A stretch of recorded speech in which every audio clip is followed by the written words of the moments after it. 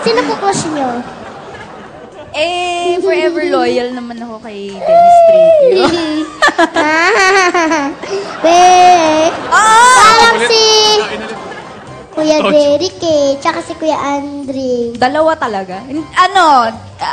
Depende sa mood nila. May mga times na kinikilig ako sa kanila, pero madalas... Hindi naman. Na-anoy? Wala lang. Madalas masaya lang kami. Tingin ko po, masaya nga kayo. Ganito na lang po ang gawin natin. May tatanong po ako. Sige. Tapos po, i-describe niyo yung katabi niyo.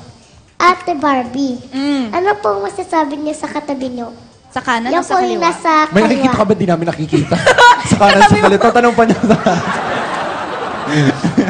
Yan, ikaw Ate Barbie muna. Ano masasabi mo kay Kuya Derek? Yung maganda o yung hindi gano? Yung maganda muna. Yung maganda muna. Mamaya Maganda po muna. yung Wala pangit. nang Build up pangit. muna. Wala nang pangit. Sige na. Sige na, para sa akin lang. Sige na.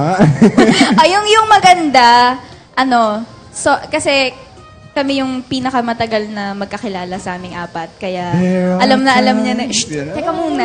Alam na niya na yung mga Ay, sorry. nararamdaman ko, ganun. Kami, tight na kami ni Derek. Ano yung pangit? Wala na. Pangit.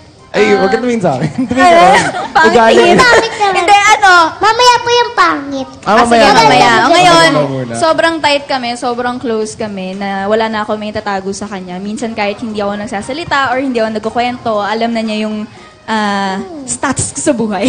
Ganon. Kasi stalker siya eh. Lakas mga face.